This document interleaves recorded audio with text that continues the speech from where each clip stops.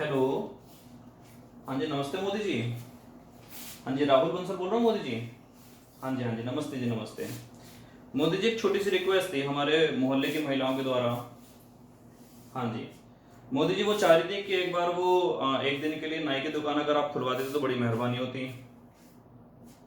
वो मोदी जी एक तो आपने रामायण चलवा दिया डीडी नेशनल पर, तो उसमें भी ऋषि मुनि आते रहते हैं, और दूसरा घर में भी सारे मर्दों के बाल इतने लंबे लंबे हो गए पहचान में नहीं आ रहा कौन ऋषि है कौन मुनि है। जी मोदी जी। और मोदी जी एक आध घर में तो यह हाल है कि जामवन तो जटायु भी निकल के आ रहे हैं।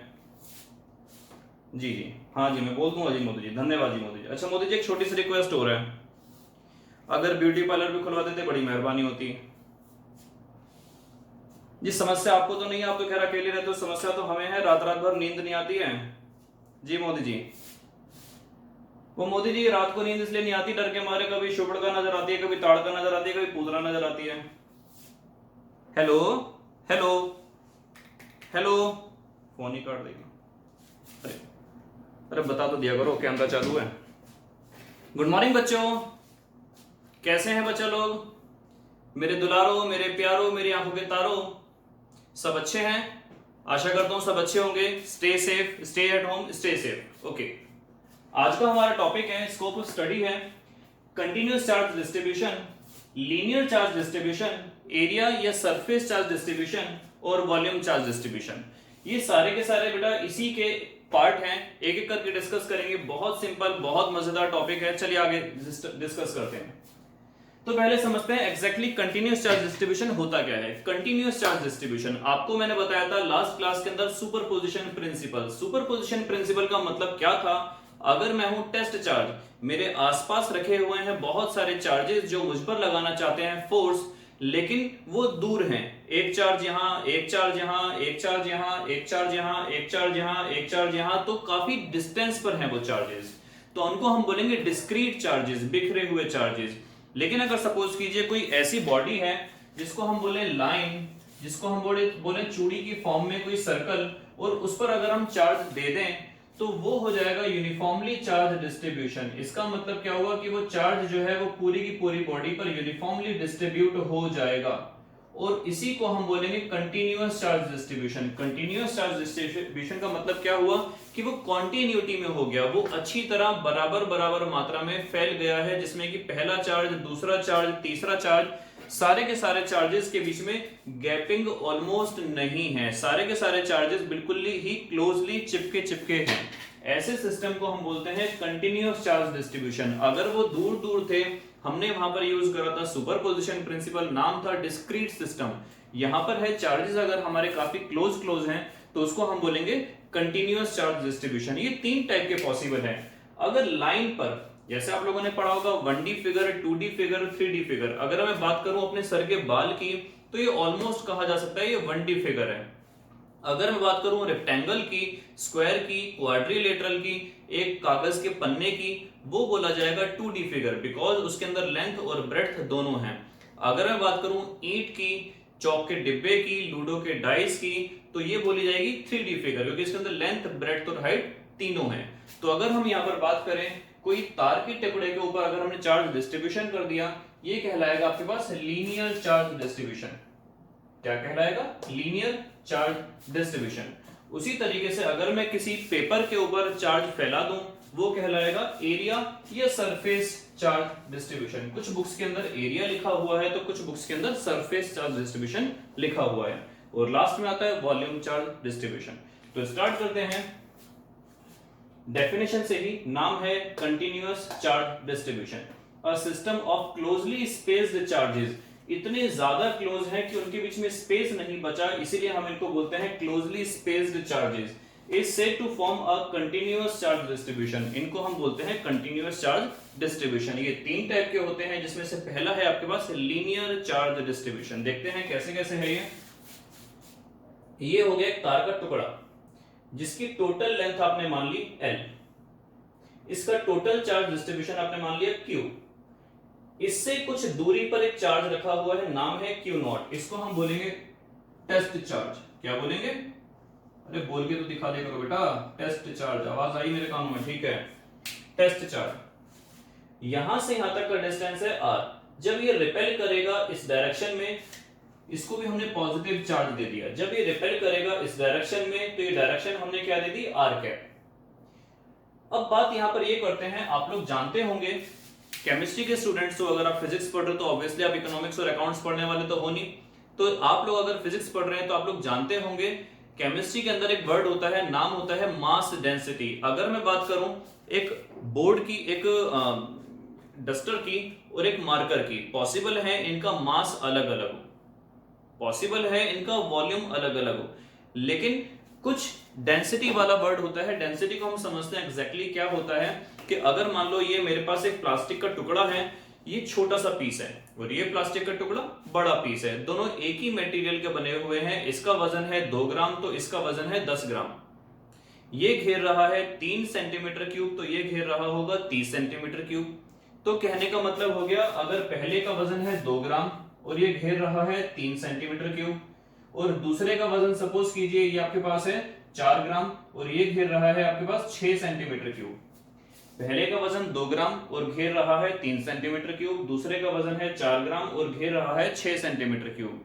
तो कहने का मतलब हुआ दोनों का मास अलग अलग है, दोनों का वॉल्यूम अलग अलग है, लेकिन क्या चीज सेम है, डेंसिटी का फॉर्मूला होता है मास अपॉन में वॉल्यूम, दोनों की डेंसिटी सेम है, दोनों का घनत्व सेम है। उसी तरीके से हम बात करेंगे यहाँ पर कि ये हमारे पास एक लाइन है जिस पर आपने टोटल चार्ज दे दिया Q, टोटल लेंथ हो गई इसकी L, स्मॉल चार्ज यहाँ पर छोटा सा मैंने पार्ट लिया इसका, इस पूरी लंबाई L का छोटा सा हिस्सा लिया और इस छोटे से हिस्से की लंबाई आपने क्या ले ली, dl। इस छोटे से हिस्से पर कितना चार्ज डिस्ट्रीब्यूटेड है, dq। तो यहाँ पर हम एक वर्ड यूज करेंगे, इसको बोलेंगे linear charge density. Linear charge density को दिखाते हैं लैम्डा से, एरिया या सरफेस चार्ज डेंसिटी को दिखाते हैं सिग्मा से, और वॉल्यूम चार्ज डेंसिटी को दिखाते हैं हम रो से। तो लैम्डा की आपके पास यूनिट निकल के आई dq अपॉन में dl। लैम्डा का फॉर्मूला निकल के आया कितना चार्ज है अपॉन में लेंथ। आप इसको ऐसे भी लिख सकते हो, टोटल चार्ज कितना था q और टोटल लेंथ कितनी थी l। एक ही बात है, उस छोटे से हिस्से पर चार्ज कितना है dq और छोटे से हिस्से की लंबाई कितनी है dl। ये पूरा चार्ज कितना है q और पूरी लंबाई कितनी है l। उसी तरीके से सिग्मा का मतलब क्या निकल के आएगा कि टोटल चार्ज कितना है Q और टोटल एरिया कितना है A। कुछ बुक्स के अंदर इस A को S भी करके शो कर रखा है, या फिर अगर बात करूं तो छोटा सा चार्ज कितना है DQ और छोटा सा एरिया कितना है DA। कुछ बुक्स के अंदर इसको DS करके भी शो कर रखा है।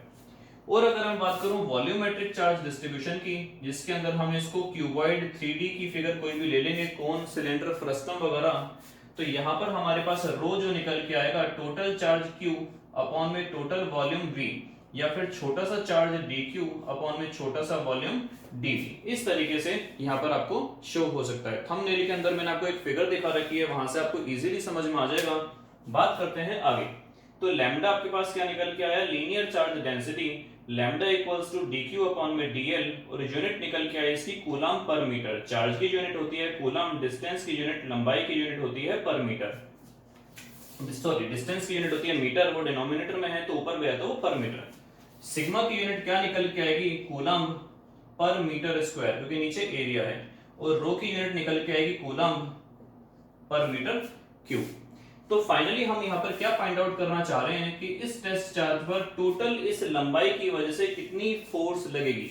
ये है हमारा आज का मोटिव, जिसको हम बोलेंगे कंटिन्यूअस चार्ज डिस्ट्रीब्यूशन की वजह से लगने वाली किसी एक टेस्ट चार्ज पर लगने वाली फोर्स।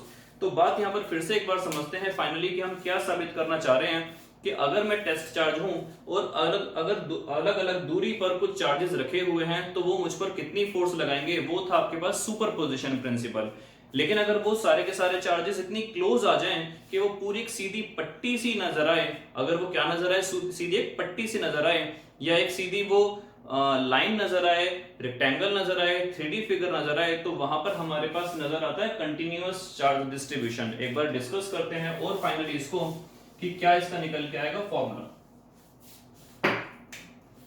तो बात करते हैं यहां पर हम कि DF जो निकल के आएगा, इस छोटे से हिस्से की वजह से कितनी फोर्स इस पर लगेगी। तो हमारे पास कूलम्स लॉ होता है कि इस पर चार्ज हो गया DQ, इस पर चार्ज हो गया Q नॉट अपॉन में R स्क्वायर। अब DQ अगर किसी बच्चे ने थोड़ी सी लंबी पट्टी ले ली उसका DQ अलग होगा, किसी बच्चे ने छोटी पट्टी ले ली उसका DQ अलग होगा, किसी बच्चे ने और छोटी पट्टी ले ली उसका DQ अलग होगा। कहने का मतलब है Q0 सबके लिए कांस्टेंट है, DQ सबके लिए वेरी करेगा और K सबके लिए कांस्टेंट है। तो इसीलिए हम DQ को हटाना चाहेंगे। इस DQ को हम कैसे हटा सकते हैं, ये आपको फॉर्मूला बताया, लैम्डा बराबर DQ अपॉन में DL। तो यहां पर आपके पास DQ बराबर कितना आ जाएगा, लैम्डा इंटू DL। इसको हम पुट करेंगे एग्जैक्टली यहां पर। तो DF आपके पास कितना आ जाएगा, ये आपके पास आ जाएगा कि DQ की वैल्यू निकल के आई लैम्डा इंटू DL और साथ में था Q0 अपॉन में R स्क्वायर। अगर आप इसको वेक्टर फॉर्म में कन्वर्ट करना चाहते हैं तो यहां पर आप इसको ऐसे भी लिख सकते हैं, वेक्टर लगाया कि लैम्डा DL Q0 अपॉन में R स्क्वायर और साथ में R कैप, ये वाला R कैप जो किसको दिखाएगा, डेफिनेटली डायरेक्शन को।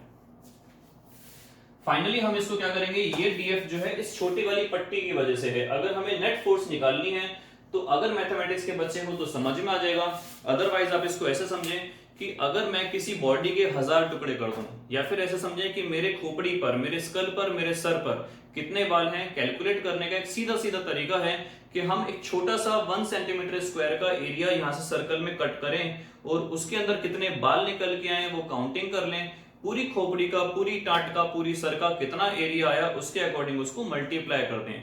तो इसका मतलब ये हुआ कि जितना ज्यादा आप छोटा सर्कल काटोगे उतना ज्यादा आंसर करेक्ट आने के चांसेस होते हैं। सेम सिस्टम यहां पर है कि ये DF जो निकल के आई इस फॉर्म में, अगर हम स्केलर फॉर्म में बात करें, वेक्टर में ना जाएं, तो जितनी छोटी पट्टी आप काटोगे उतना आंसर आपके पास करेक्ट आएगा, उतने ज्यादा टुकड़े बन जाएंगे।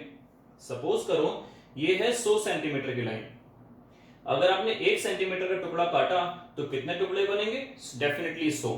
अगर आपने 2 सेंटीमीटर काटा टुकड़े बनेंगे 50। अगर आपने 1 सेंटीमीटर से भी कम का काटा, आधा सेंटीमीटर काटा, तो टुकड़े बनेंगे 200। हम चाहते हैं कि टुकड़े छोटे से छोटे से छोटे से छोटा होता चला जाए और नंबर ऑफ टुकड़े बड़े से बड़े से बड़े से बड़ा होता चला जाए। तो यहां पर हम सभी चीजों को जब ऐड करेंगे तो उसकी जगह हम वर्ड यूज करते हैं इंटीग्रेशन का। आप लोगों ने पढ़ा होगा इंटीग्रेशन और डिफरेंशिएशन डेफिनेटली। तो फाइनली अगर मैं फाइनल फोर्स निकालना चाहूं तो वो सारी की सारी फोर्सेस को हम क्या कर देंगे, integrate over the line, over the line, because we are considering here line. जब हम कंसीडर करेंगे एरिया तो यहां पे लगा देंगे A या फिर S, और जब कंसीडर करेंगे वॉल्यूम तो यहां पर लगा दिया जाएगा V। DF की वैल्यू क्या निकल के आई, कि लैम्डा DL Q0 अपॉन में R स्क्वायर। आप जानते हो K कांस्टेंट है, लीनियर चार्ज डेंसिटी कांस्टेंट है, Q0 भी कांस्टेंट है। तो फाइनली F बराबर K lambda Q0 integration over the complete line L DL upon में R स्क्वायर, ये आपके पास अंदर रह गया। तो ये आपके पास कुल मिलाकर फॉर्मूला है। इसके ऊपर कभी भी कोई न्यूमेरिकल नहीं आता, इसके ऊपर कभी भी कोई कंसेप्ट नहीं आता, आएगी तो डायरेक्टली इसमें डेरिवेशन ही। तो ये आपके पास निकल के आया फोर्स का फॉर्मूला। अगर हम बात करें यहीं पर कि अगर हम निकालते एरिया चार्ज डेंसिटी वाले कंसेप्ट से तो कैसे निकालते हैं, ये आपके पास एक शीट हो गई जिसके ऊपर आपने चार्ज बिखेर दिया पूरी शीट पर।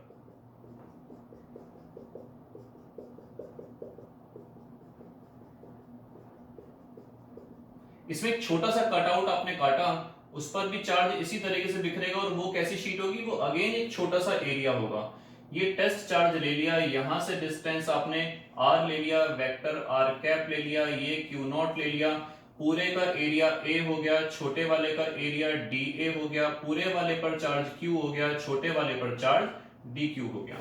सिंपल है, आपके पास K आपके पास वही रहेगा, लैम्डा की जगह आपके पास सिग्मा आ जाएगा, DL की जगह आपके पास dA आ जाएगा, Q0 आपके पास वही रहेगा, R स्क्वायर आपके पास वही रहेगा, L की जगह आपके पास A आ जाएगा। तो कुल मिलाकर इसका फॉर्मूला बनेगा कि लैम्डा की जगह सिग्मा, DL की जगह dA, Q0 नीचे, R स्क्वायर ये रहा, इंटीग्रेशन ओवर A। अगर आप चाहो तो इसको कॉमन निकाल सकते हैं, K सिग्मा Q0 अंदर बचा आपके पास डी ए अपॉन में आर स्क्वायर साथ में ए। ये आपके पास निकल के आया फॉर्मूला किस केस के अंदर, एरिया वाले केस में। उसी तरीके से अगर हम बात करें वॉल्यूम वाले केस में क्या निकल के आएगा, ये हो गई आपके पास 3D फिगर। ये छोटा सा आपने क्यूबॉइड कट कर लिया इसमें से, इसमें भी पॉजिटिव चार्ज आएगा, ये अपने आप में फिर से एक 3D फिगर बनेगी। एक चार्ज ले लिया आपने, distance r q0, vector r cap, इस छोटे वाले का वॉल्यूम dv, छोटे वाले पर चार्ज dq, बड़े वाले का वॉल्यूम v और बड़े वाले का चार्ज q। तो सेम फॉर्मूला आपका यहां भी मिलेगा। अगर मैं k कॉमन निकाल लूं, सिग्मा कॉमन निकाल लूं, सिग्मा की जगह क्या आएगा आपके यहाँ पर rho, volume charge density, q0 common निकाल लूं तो अंदर आपके पास बचेगा dv, एरिया की जगह वॉल्यूम, नीचे आ गया आर स्क्वायर और ए की जगह आ गया v।